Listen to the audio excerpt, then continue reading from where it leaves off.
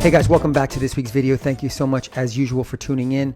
You know, if you've watched any of my videos in the past year, you know that I'm pretty passionate about audience analysis, audience insights. Oftentimes I refer to it as audience intelligence. And I'm a firm believer that if you can understand audiences and what their affinities are, what's top of mind for them, what keeps them up at night, and then use that intelligence to create content or create some type of program, you have a better chance of kind of breaking through the clutter and reaching them with your messaging, with your campaigns, with your programs. And over the last 12 months, I've shown you a lot of examples, a lot of slides, a lot of graphs that illustrate kind of what you can expect with different types of analysis when you are looking at certain audiences. And so today I'm going to walk through a platform that I've recently discovered that is kind of your entry level, your beginner's guide to audience analysis, and it's called SparkToro. Okay, so here we are on SparkToro, and you know what I love about this tool is that it's very intuitive. It's very simple, easy. It's like going to Google, right? You just, here's a search bar, type it in and click enter. And before you jump in though, I would suggest that you watch a couple of these videos. This just shows you how SparkToro works, and it's very simple, very easy for someone who's really new into analytics and isn't quite sure that what to do next. And so watch the videos and then think about what you want to look for in terms of the audience that you want to build, because with your free account you only get 10 searches or 10 audiences per month. So you shouldn't have to waste 2 or 3 different searches to find the audience that you're looking for. So spend some time, take some notes and jot down different parameters, things that you want to look for as you want to build this audience. Now, I've already created an account, so I'm going to go to my dashboard to show you what it looks like on the back end. Okay, so here we are on my dashboard, and again, it's very simple. It's prompting me to search right when I get here. But before I do that, I want to go down here to the left and just show you some of the things that you can do. Basically, kind of a history of the different searches that I've done over the last couple days. Now I'm thinking about getting a paid membership here just to kind of drill down on some of the functionality so that I can better understand the different types of data that you can export and things like that, because they do limit some of the data when you have a free account. So as I said a minute ago, here's some additional tutorials that you can watch to really get familiar with how the platform works. But honestly, spending 10 minutes in the platform on the back end is really all you need. It's very intuitive, very easy. So I'm going to go ahead and show you an audience that I've already built and walk through some of the features. So here is one of my analysis. And in this case, I wanted to see who was talking about analytics and research. And there's a lot of different ways to build your audience though. You can search for kind of conversations and hashtags. You can search for any particular keywords in a bio. You can search for or build an audience based on the followers of a particular account or people who are going to specific websites. So there's a lot of different ways to do that. What you can't do is do both. So if I wanted to build an audience of journalists who are writing about or talking about fashion or AI or security or politics, I couldn't do that. You have to kind of do one or the other. And that's one area of feedback that I think is, that they should build into this platform, because it's helpful to kind of narrow down the audience that you're looking for. But in this case, I did analytics and research. And you can see here, I have 6 of 10 queries used. So I got to be smart about what I do here. But it gives you a quick overview, and this is the overview tab. And I'm just going to scroll down and kind of walk through each of these little modules here, but you can click on any of these links to the left and get more information. And you can also click through to here to do the same thing. Now, again, you don't have to be a data scientist or even an analyst to go in here and really get some insights. You can literally go to the summary page or the overview and scroll down, and it really does explain the types of insights that you're looking at. So here on this first tab, you have, audience size, what types of words do they describe themselves in their bio, what types of hashtags they're using in their content. And just at a quick glance and looking at my query of analytics and research, I'm pretty happy with the data so far, right? I have folks who work in data and analytics, researchers, professors. I also have, hashtags that are very relevant to analytics and research.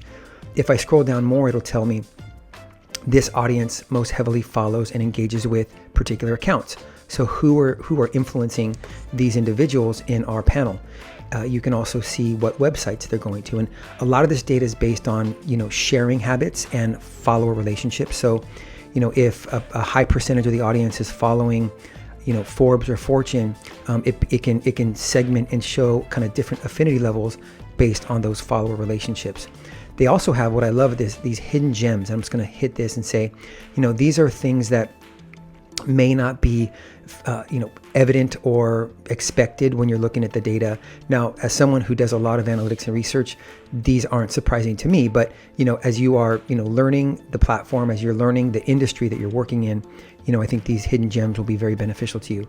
So if you keep scrolling down, you'll see what podcasts they're listening to, what YouTube channels they follow, and all of these you can do a deep dive. So if I wanted to click here to see audience insights, it's going to take me to the same place where if I were to click up here. And all it does is just gives you just a little bit more data on, again, more keywords used in their bio, what keywords that they're sharing in their content, other hashtags, but they also give you some media and politics data, so you can see kind of how they lean politically, left, right, middle, what have you.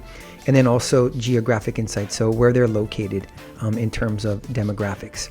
You can also look at coverage insights, or what I would call channel usage. So you can see, obviously the data comes from Twitter, but as people in the audience are sharing, information about their own profiles, you can see that, and begin to understand outside of Twitter, what other platforms is this audience using when they're engaging with their audiences on social media. So I'm going to go here next onto the social tab. And this is just the list, right? This is the list of the 55,000 people in your audience set or panel. And what they do is they look anywhere between 30 and 120 days. And so again, this data, it's not necessarily old, but it is taking a snapshot of who they follow at a specific period of time.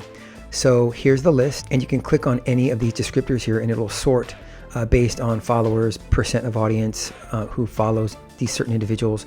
And again, it's gonna, if I keep scrolling down, you're gonna notice that it blurs folks out because it only gives you, I guess, like the top 10 candidates or top 10 audiences profiles within your data set. So even though it's just 10, I do think it is helpful if you are, just starting out and trying to learn, what audience analysis is, what audience intelligence is, because this is just the beginning. This is just the kind of entry level way to do this.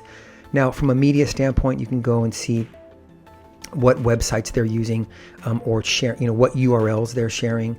And you can just scroll down. You can see, okay, Data Science Central, know that, Tech Republic, GoNature.com, CIO.com. So this is a very solid and robust audience so far. Again, I only get the top 10 or so.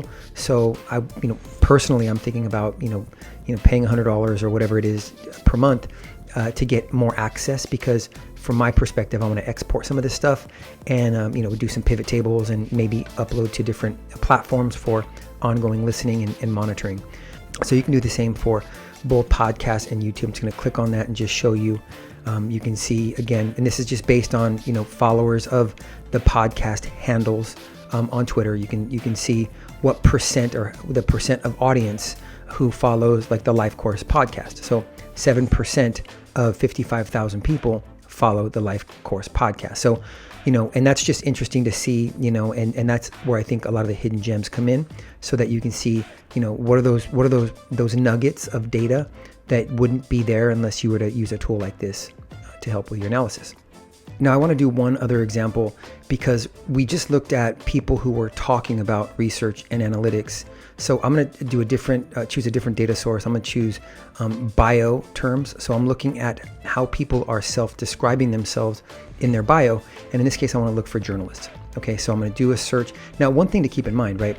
Now, journalists self-identify in different ways. Some say, I'm an editor at large, I'm a reporter, columnist, anchor.